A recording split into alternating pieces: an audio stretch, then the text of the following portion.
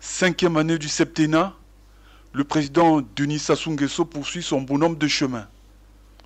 Coup sur coup, il navigue entre inauguration, visite de chantier, pose de première pierre et consolidation des acquis sociaux. À cette occasion, rien n'est laissé au hasard, tous les secteurs ou presque tous les départements sont concernés.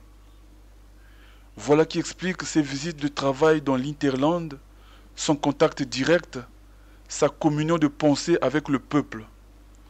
Un test loin s'en faut de grandeur nature de sa popularité.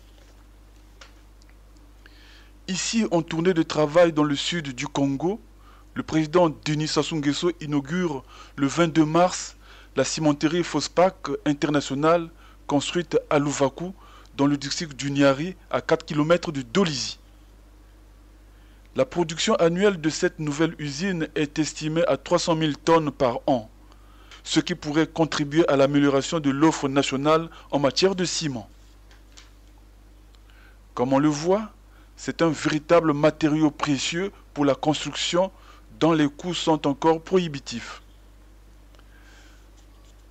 Après la Sonac implantée à l'UTT dans la Bouinza, Fospak International est la deuxième cimenterie du Congo. Entre-temps, une construction de 3 autres cimenteries est envisagée dans le Kwilu.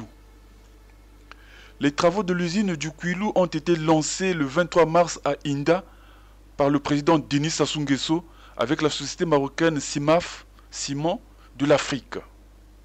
Dans la capitale économique congolaise, le projet de construction de la nouvelle cimenterie qui vient d'être lancé va également générer des emplois à l'instar de l'usine de ciment de Louvakou. La production annuelle sera de 500 000 tonnes extensible à 1 million de tonnes. Signalant que l'entrée en exploitation de cette usine est prévue pour 2015. Une cimenterie destinée à couvrir les besoins locaux en ciment et cela entraînera des effets positifs sur le prix de ce matériau de construction. Véritable locomotive de toute croissance économique.